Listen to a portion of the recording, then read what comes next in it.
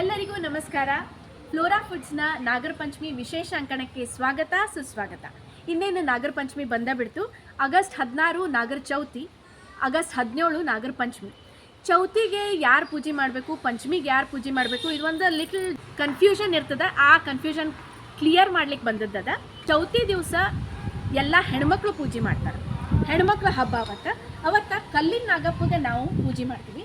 ಕಲ್ಲಿನ ನಾಗಪ್ಪ ಇಲ್ಲ ಅಂತಂದರೆ ನಿಮ್ಮ ಮನೆ ಒಳಗಿನ ಹಿತ್ತಾಳಿ ನಾಗಪ್ಪ ಇಲ್ಲ ಬೆಳ್ಳಿ ನಾಗಪ್ಪ, ಮಂಗಳ ಗೌರಿ ಇನ್ಸ್ಟ್ರೂಮೆಂಟ್ನಾಗ ಇರೋವಂಥ ನಾಗಪ್ಪಗೆ ಸಹಿತ ನೀವು ಪೂಜೆ ಮಾಡ್ಬೋದು. ಅವತ್ತಿನ ದಿವಸ ಮನೆ ಒಳಗೆ ಎಲ್ಲರೂ ಉಪವಾಸ ಇಡ್ತೀವಿ.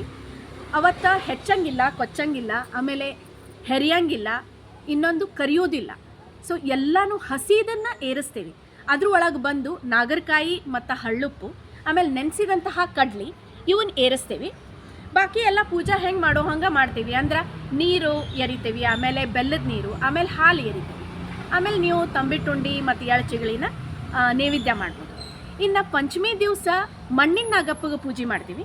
ಮಣ್ಣಿನ ನಾಗಪ್ಪಗೆ ಇಬ್ಬರು ಅಂದ್ರೆ ಗಂಡಸರು ಹೆಂಗಸರು ಇಬ್ಬರು ಪೂಜೆ ಮಾಡ್ಬೋದು.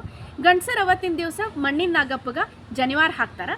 ಹೆಂಗಸರು ನಾವು ಹೆಂಗೆ ಪೂಜೆ ಮಾಡಿರ್ತೀವಿ ಅದೇ ಥರ ಪೂಜೆ ಮಾಡೋದು. ಆದ್ರೆ ಅವತ್ತಿನ ದಿವಸ ಎಲ್ಲ ಹುರಿದದ್ದನ್ನು ಏರಿಸ್ತೀವಿ, ಹಸಿದು ಯಾವುದೂ ಏರ್ಸಂಗಿಲ್ಲ. ಅದ್ರೊಳಗೆ ಬಂದು ಹುಣಸೆ ಹಣ್ಣು, ಉಪ್ಪು, ಆಮೇಲೆ ಹುರ್ಗಡ್ಲಿ ಮತ್ತು ಅರಳು, ಬಾಕಿದೆಲ್ಲ ವಿಧಾನ ಮೊದಲಿನಂತೆಯೇ ಇರ್ತದೆ. ಅಂದ್ರೆ ಹಾಲು ಎರಿಯೋದು, ಬೆಲ್ಲದ ನೀರು ಮತ್ತು ನೀರು ಹಾಕೋದು ಇವೆಲ್ಲ ಸೇಮ್.